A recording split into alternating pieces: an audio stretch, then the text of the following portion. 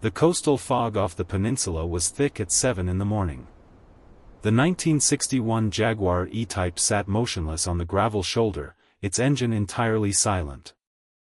Inside the cabin, Victoria Sterling did not reach for her phone. She kept her hands on the leather steering wheel, analyzing the unexpected failure of the machine. She stepped out into the damp air. Her tailored charcoal suit and immaculate blonde hair were severely out of place against the raw, untreated landscape. A silhouette materialized through the mist. Elias Vance walked toward the stalled vehicle, wearing a faded denim work shirt and carrying a canvas tool roll. He did not ask her name.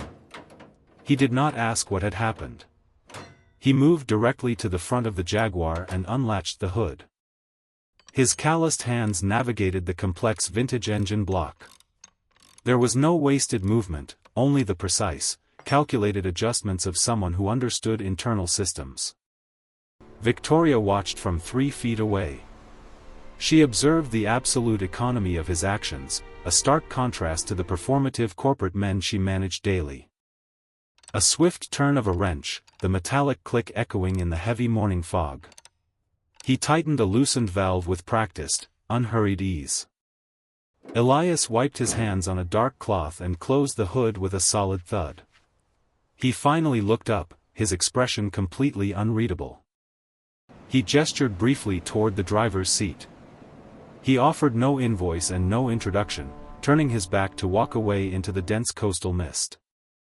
The steel and glass skyscraper of Sterling Maritime dominated the harbor line, reflecting the cold gray morning light. Victoria walked through the high-ceilinged lobby, her heels striking the polished white marble with a rhythmic, sharp echo. Upstairs, at the massive mahogany desk that once belonged to her father, she reviewed the weekly digital accounting ledger.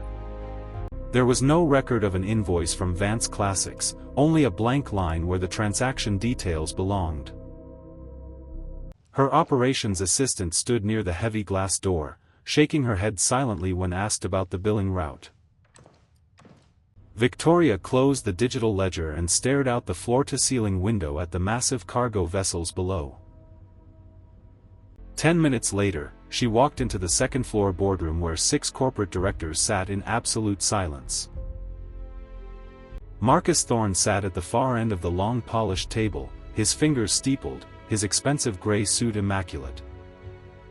Marcus began his presentation, using selective data to frame Victoria's fleet modernization plan as a reckless financial risk. Victoria did not interrupt him, she simply leaned forward, her sharp blue eyes fixed on his face, waiting for her turn. Later that week, as dusk settled over the coastal town, the gray Jaguar E-Type pulled into the cracked concrete driveway of Vance Classics. Victoria stepped out of the vehicle. She carried 3 heavy, leather-bound manuals on vintage maritime engineering under her arm. Inside the dimly lit garage, Elias was wiping down a steel workbench. He did not look surprised to see her standing at the threshold. In the corner, 8-year-old Leo sat intensely focused on a mechanical drawing. Victoria quietly placed the heavy books on the edge of his table. Without a word of formal greeting, Elias poured 2 cups of black coffee from a dented steel percolator resting on a hot plate. They sat across from each other at a small, scarred wooden table in the back room, illuminated only by a single hanging bulb. Elias spoke about his late wife. His voice remained entirely steady as he described the precise way she used to cut Leo's hair in their old bathroom. Victoria did not offer hollow condolences or pity. She maintained eye contact and offered a single, respectful nod, acknowledging the weight of his reality. Across the street, concealed in the deep shadows of an abandoned storefront, a man in a dark coat raised a camera equipped with a telephoto lens. The mechanical shutter clicked in absolute silence, perfectly capturing the Jaguar's license plate and the silhouette of the CEO inside the mechanic's garage. On Monday morning, inside the upper-floor executive suite, an encrypted image file arrived on Marcus Thorne's digital tablet. The display illuminated his face, showing clear, high-resolution photographs of Victoria's classic vehicle parked outside the mechanic's shop. A slow, calculated smile formed on his lips as he slid the tablet across the polished surface of his glass desk. He pressed the metallic intercom button on his phone console, his movements sharp, decisive, and entirely devoid of hesitation. He instructed his personal secretary off-screen to clear his afternoon schedule and block out all corporate appointments. Turning to his laptop, Marcus opened a secure text document and typed the formal heading for a boardroom memorandum. The draft document outlined 4 paragraphs accusing the chief executive officer of compromising her fiduciary duties for personal entanglements. He hit the print command, routing the highly confidential file to the shared executive printer down the corridor. In the quiet, dimly lit copy room, the heavy machine spun to life, quietly spitting out the warm, freshly inked pages. A pair of hands in a tailored dark blue executive blazer suddenly stopped the paper tray, lifting the document to read the first sentence. Bernie Hauerin walked down the quiet executive corridor, tightly holding 2 distinct folders against her side, one noticeably thin, the other exceptionally heavy. She entered the chief executive's private suite at exactly 8:45 and firmly closed the heavy wooden door behind her without saying a word. Bernie placed the thin folder directly onto Victoria's desk, her gaze fixed on the CEO whose expression remained entirely unreadable. Victoria opened it to reveal a printout of the surveillance photograph alongside Marcus's drafted boardroom memorandum on corporate misconduct. Before Victoria could speak, Bernie placed the second, heavier black binder flat onto the mahogany wood, her palm resting on it with absolute gravity. Inside were rows of corporate shipping manifests, inflated invoices, and forensic bank traces routed directly through a shell entity in Nevada. Bernie explained that Marcus had been silently diverting freight logistics funds through a company called Crest Sterling Logistics for 3 consecutive years. Victoria traced her finger over a forged signature on a bank trace, calmly asking why Bernie chose to deliver this evidence this morning. Bernie responded that the final financial routing verification from Reno had only arrived on Wednesday, and she had waited for the moment Victoria needed it. Victoria quietly shut the heavy binder, slid both documents into the bottom drawer of her desk, and turned the heavy brass key to lock them away. Victoria sat alone at her desk for 9 minutes without moving, her fingers resting lightly on the polished mahogany edge. She picked up her smartphone, pulled up a number she had kept memorized, and initiated the call without hesitation. Across town at Vance Classics, the phone buzzed loudly against a metallic shelf next to a rows of organized crescent wrenches. Elias picked up the device, his face completely expressionless but his posture tightening slightly as he recognized the caller. Victoria spoke into the receiver with a measured, even cadence, stating simply, "Friday night, Maple and Oak, 7 o'clock. I want you there." There was a brief silence over the cellular line before Elias responded with 2 low words, "I'll be there," and ended the call. She laid the phone face down on the desk, stood up from her leather chair, and slowly smoothed out her tailored jacket. She walked across the expansive room to the massive glass window, looking down at the rows of industrial shipping containers below. She recalled her late father's advice regarding the vital difference between a fight a leader needs to win and one they need to be seen winning. Staring at her own sharp reflection in the overcast glass, Victoria felt entirely detached from fear, fully prepared for what the morning would bring. That evening, after checking that Leo was asleep, Elias walked up the narrow wooden steps into the small loft above the garage workshop. He reached onto a high, dust-covered shelf and pulled down a solid wooden box that had remained untouched for 5 years. Inside the box rested his old corporate security badge from Vance Global and a handwritten letter from his late father, underlined in pencil. He read the single underlined sentence, "Do not disappear so long that no one remembers what you were capable of." At exactly 7 in the morning on Friday, Elias sat at the small kitchen table and dialed a private New York telephone number. Wells Vance answered on the second ring, his voice coming through the speaker clear and sharp across the long-distance line. It's done. Elias did not ask to return to the firm, he simply requested the family trust to execute a public reaffirmation of their minority position. He requested the timeline to be moved forward aggressively, demanding the wire statement to go public by Tuesday morning at 6. There was a calculated pause on the other end before Wells agreed to the timeline, completing the 22-minute conversation. Elias hung up the phone, stood by the small window watching the gray morning light hit the treeline, his silent decision fully finalized. At exactly 7 o'clock on Friday evening, the iron-framed glass doors of maple and oak opened into a warm, amber-lit dining room. Elias Vance sat at a secluded corner table by the front window, wearing a crisp dark blue button-down shirt with his sleeves rolled to his forearms. Victoria arrived a minute later, shedding her damp wool coat to reveal a sharp, elegant cream-colored silk blouse that caught the low candlelight. They began quietly, speaking only of Leo's school progress and the autumn rain that had been streaking the window pane since dusk. By the middle of the entree, Victoria set her silver fork down flatly against the white linen cloth, her expression turning intensely sharp.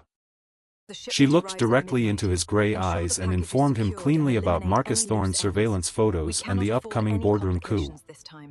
Elias did not flinch or look surprised. He merely took a measured sip of his black coffee, his face remaining entirely unshaken. He leaned forward slightly, his low, steady voice cutting through the soft restaurant acoustics as he revealed the existence of the Vance family trust. He explained that his family had quietly held a 4% minority position in Sterling Maritime for over 2 decades without touching it. Victoria listened in absolute stillness, her analytical mind immediately recalculating the entire balance of power within her own empire. They left the restaurant shortly before 10 o'clock, stepping out into the cold, damp autumn air. The rain had reduced to a light, freezing drizzle, reflecting the yellow glow of the street lamps on the empty asphalt. Elias walked beside Victoria toward her parked vehicle, keeping a respectful distance, his hands buried deep in the pockets of his canvas jacket. They stopped beside the driver's door of the classic Jaguar. The quiet rhythm of the harbor town surrounded them in the heavy mist. Elias looked down at the wet pavement for a brief moment before lifting his eyes to meet hers directly. He delivered the sentence without a trace of self-pity, stating evenly, "You're too beautiful for a poor mechanic, Victoria. You know that, right?" Victoria did not smile or soften.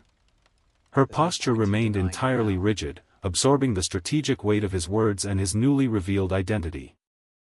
She stepped precisely 1/2 step closer, maintaining absolute, unwavering eye contact under the pale street lamp.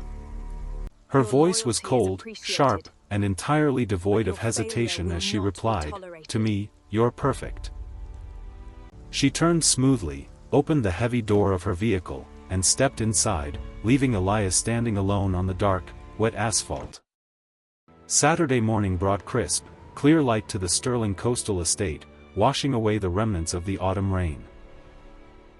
Victoria stood on her private terrace, holding the small brass compass gear Leo had given her weeks ago. The balance of power had shifted entirely overnight, though the rest of her corporate world remained completely unaware. Across town at the exclusive Pinecrest Golf Club, Marcus Thorne enjoyed a quiet morning round, exuding absolute confidence. He believed his meticulously constructed trap was flawless, unaware that his target was already holding the absolute countermeasure. By 10 o'clock on Monday morning, the corporate machinery of Sterling Maritime was set into aggressive motion. Marcus formally filed a petition for an emergency board meeting, citing severe conflicts of interest regarding the chief executive. A stark, high-priority digital notification flashed across the screen of Victoria's polished mahogany desk. Bernie Hauerin entered the CEO's office quietly, closing the heavy glass door and standing in absolute silence. The two women exchanged a single, unreadable look. The boardroom execution was officially scheduled for Thursday. By Thursday morning, a heavy coastal storm had rolled in, casting long, dark shadows over the Sterling Maritime headquarters. Inside the soundproof boardroom, 7 senior directors took their seats around the massive mahogany table in complete silence. Marjorie Pell, the veteran chairwoman of the board, adjusted her glasses and formally called the emergency session to order. Marcus Thorne stood at the opposite end of the room, buttoning his tailored suit jacket with a look of manufactured concern. He began his presentation by methodically sliding thin manila folders across the polished wood to each seated director. The room darkened slightly as a high-resolution surveillance photograph of Victoria outside the mechanic's garage filled the main projection screen. Marcus read directly from his drafted memorandum, explicitly questioning whether the chief executive's personal entanglements had compromised her fiduciary judgment. The collective gaze of the corporate board shifted toward Victoria, evaluating the damaging visual evidence of her perceived indiscretion. Victoria remained completely motionless at the head of the table, her face an unreadable mask of absolute, icy composure. Sitting 2 seats away, Bernie Haueren maintained a similar stoic silence, her right hand resting casually over a thick black leather binder. Victoria finally broke her silence, standing up smoothly and placing her hands flat against the dark polished wood of the boardroom table. She did not offer a single word of personal defense regarding the surveillance photograph, completely ignoring Marcus's initial accusations. Instead, she gave a microscopic nod to Bernie, who slid the heavy black binder directly down the center of the table. Victoria announced that the binder contained a 14-month forensic audit detailing the vice president's logistics oversight. She methodically detailed the $2.4 million diverted over 3 years to a shell company owned by Marcus's sister-in-law. The atmosphere in the room shifted instantly, the absolute silence turned into a suffocating, lethal vacuum directed entirely at Marcus. Marcus's face lost all color, the smug confidence shattering into immediate, terrified realization as the audit documents were opened. Simultaneously, a unified digital chime echoed from the smart devices of every board member in the room. An automated financial wire notification confirmed that the Vance Family Trust had just aggressively expanded its minority position in Sterling Maritime. Marjorie Pell read the notification, closed her folder with a sharp snap, and called for an immediate vote for suspension pending a criminal investigation. The double wooden doors of the boardroom swung open, and Marcus Thorne was quietly escorted out of the building by 2 uniformed security officers. There was no dramatic outburst, only the sterile corporate protocol requiring an immediate departure from the executive premises. Down in the main lobby, employees watched in absolute silence as the former vice president walked past the marble pillars for the last time. Victoria remained inside the empty boardroom for a few quiet moments, watching the storm clouds break through the glass wall. Marjorie Pell stopped by her shoulder before leaving, placing a supportive hand on her blazer and offering a single, validating nod. Victoria didn't return to her private office, she left the skyscraper immediately, walking straight to her vehicle in the damp underground garage. The gray Jaguar E-Type emerged into the wet city streets, its engine purring smoothly as the afternoon light began to clear. She drove away from the financial district, turning the vehicle north toward the familiar coastal route of Chestnut Street. By late afternoon, the sun cut through the remaining mist, illuminating the weathered facade of Vance Classics in the distance. Elias was rolling down the heavy iron bay door of the garage for the evening, completely unaware of the corporate storm that had just concluded. The gray Jaguar E-Type pulled into the gravel driveway of Vance Classics, its brakes squeaking softly as it came to a complete halt. Victoria stepped out of the vehicle, her severe dark navy boardroom suit contrastingly sharp against the rustic, oil-scented environment. Elias stopped rolling down the heavy iron bay door, turning his head slowly to look at her, his rugged face remaining perfectly calm. She did not hurry her steps, she walked directly over to him, stopping exactly 1 pace away on the cracked concrete. Looking straight into his gray eyes, Victoria delivered her verdict cleanly. "You are not a poor mechanic, Elias. I need you to know I never thought you were." Elias looked at her for a long time before responding evenly, "I know. I only said it because you needed to say your own sentence out loud." He added in his characteristically low tone that she needed to speak that truth not to him, but to herself, to realize her own strength. At that moment, 8-year-old Leo walked out from the back room, holding a fresh sheet of graph paper firmly in his small hands. This time, the drawing was not a mechanical diagram, it beautifully depicted 3 figures, 2 tall and 1 smaller, standing in a row, holding hands. Victoria crouched down until her blue eyes were perfectly level with the boys, asking softly if she could keep the precious drawing. Victoria carefully folded the graph paper and placed it inside her tailored navy jacket, carrying a piece of Leo's world against her heart. The following morning, she dialed the private New York number for Elias Vance, formally thanking the trust for their decisive intervention. Wells responded with a calm, gravelly voice over the line, stating simply that his brother had only been waiting for a valid reason to return. 3 weeks passed. A crisp Saturday morning in early November settled over the expansive grounds of Victoria's inherited coastal estate. Stripped of her corporate armor, Victoria wore a thick knit sweater, quietly raking fallen autumn leaves near the edge of the stone terrace. A few yards away, Elias leaned against a wooden garden trellis, methodically securing a loose beam with his calloused, precise hands. Young Leo ran across the frost-covered grass, chasing a small rescued golden retriever puppy that had yet to be given a proper name. A familiar dark corporate sedan crunched onto the gravel driveway. Bernie Hauerin stepped out, carrying 3 steaming cups of morning coffee. Bernie delivered the final corporate update. Marcus Thorne had accepted a quiet settlement, completely erasing his presence from Sterling Maritime. Handing Victoria her coffee, Bernie offered a rare, genuine smile before turning back to her car, leaving the new family to their absolute peace. The absolute peace of the coastal estate lasted exactly 14 days before the heavy echo of the past finally returned. A sleek, unmarked black helicopter descended rapidly through the morning coastal fog, landing smoothly on the private Pinecrest asphalt airstrip. A man stepped onto the wet tarmac. Julian Vance, a ruthless corporate raider from New York and Elias's estranged cousin. Julian bypassed the mechanic's garage entirely, directing his chauffeured black SUV straight toward the towering glass facade of Sterling Maritime. Upstairs, Bernie Hauerin entered the chief executive's office with a rapid pace that completely lacked her usual measured calmness. Before Bernie could speak, Julian strolled through the heavy glass doors, flanked silently by 2 sharp corporate attorneys. He offered a cold, practiced smile, immediately sliding a thick, aggressively structured hostile takeover portfolio across Victoria's mahogany desk.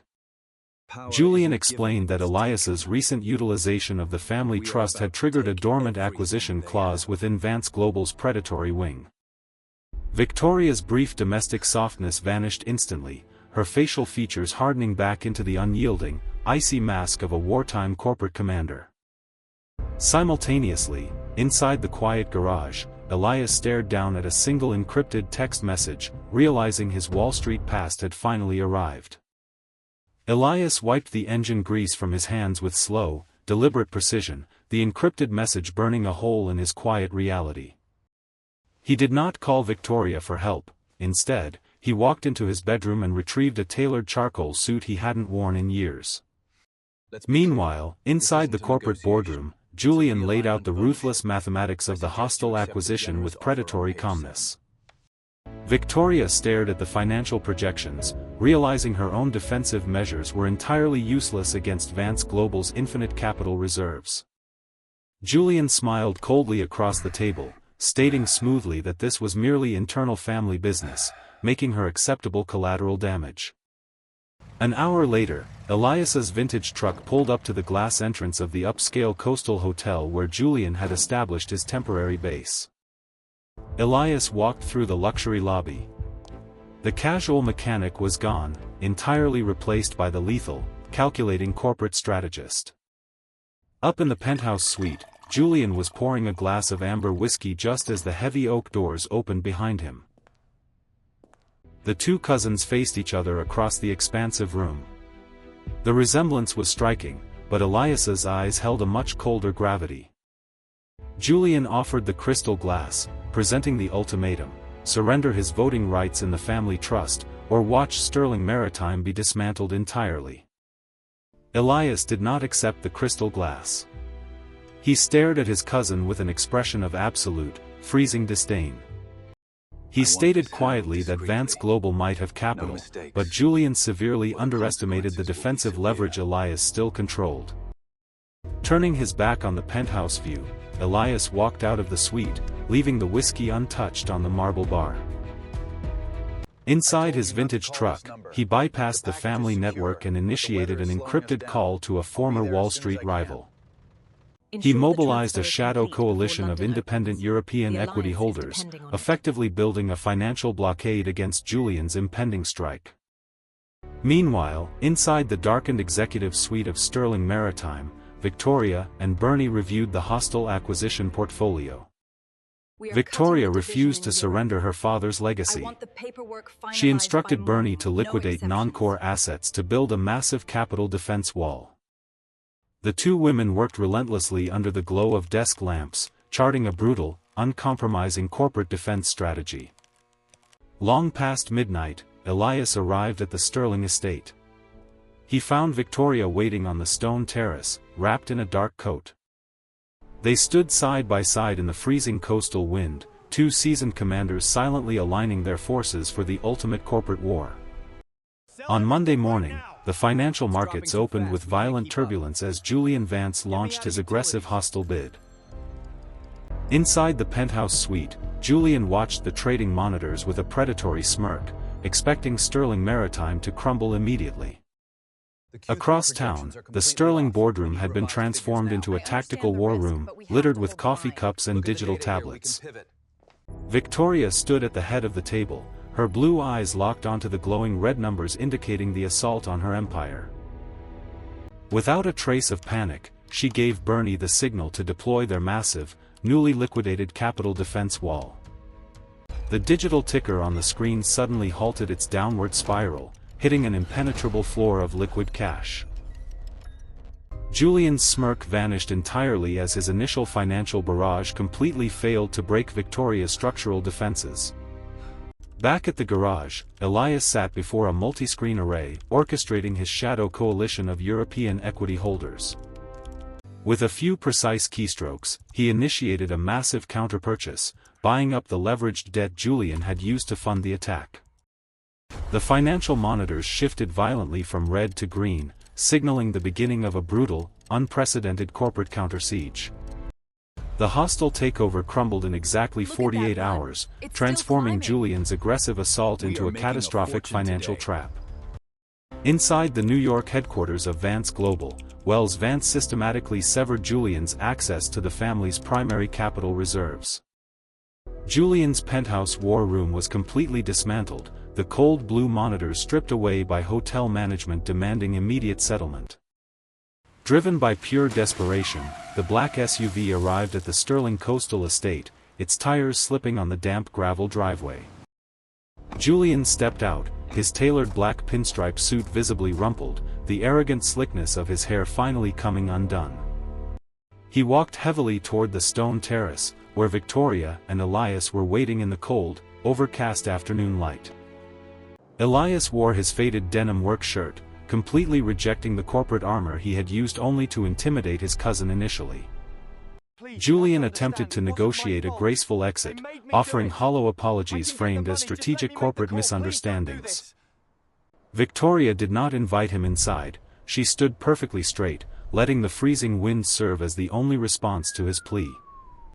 Elias finally spoke, his voice carrying the crushing weight of their bloodline, informing Julian that his exile was absolute and permanent. The following morning, the coastal storm had entirely dissipated, leaving the Sterling estate bathed in a crisp, victorious golden light.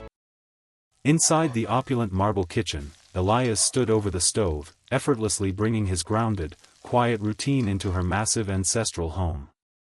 Victoria watched from the doorway, her severe corporate armor completely shed, quietly observing the peaceful reality she had fought to protect.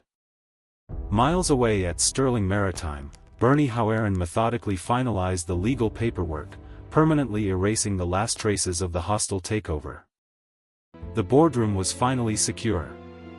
Victoria's absolute authority over the shipping empire was completely solidified, protected by an impenetrable financial fortress.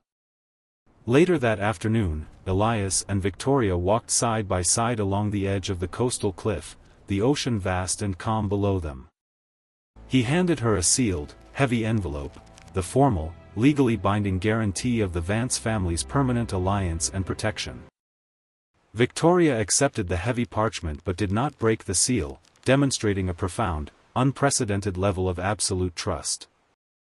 They stood together facing the horizon, two formidable leaders who had successfully merged their empires without losing their individual identities. Young Leo ran ahead along the cliffside path, his laughter carrying over the wind, entirely safe within the impenetrable walls of their new world. 6 months after the hostile takeover attempt, the sterling maritime boardroom operated with a profound, unshakable new rhythm. Victoria sat at the head of the mahogany table, her posture no longer defensive, but entirely visionary and forward-looking. Elias occupied the seat to her right, wearing a tailored jacket without a tie, perfectly blending his corporate lineage with his grounded nature. They were reviewing the blueprints for a massive green energy fleet modernization, a project previously stalled by Marcus's interference. Bernie Hauerin displayed the quarterly financial reports on the main screen, highlighting record-breaking operational efficiency across all logistics channels. Elias's mechanical precision translated flawlessly into high-level maritime logistics. The board members listened to his structural analysis with absolute reverence. Despite their immense combined wealth, the rustic Vance Classics garage remained fully operational on the edge of town. Later that evening, Elias stood over a dismantled vintage engine, patiently guiding 8-year-old Leo's small hands as he turned a wrench.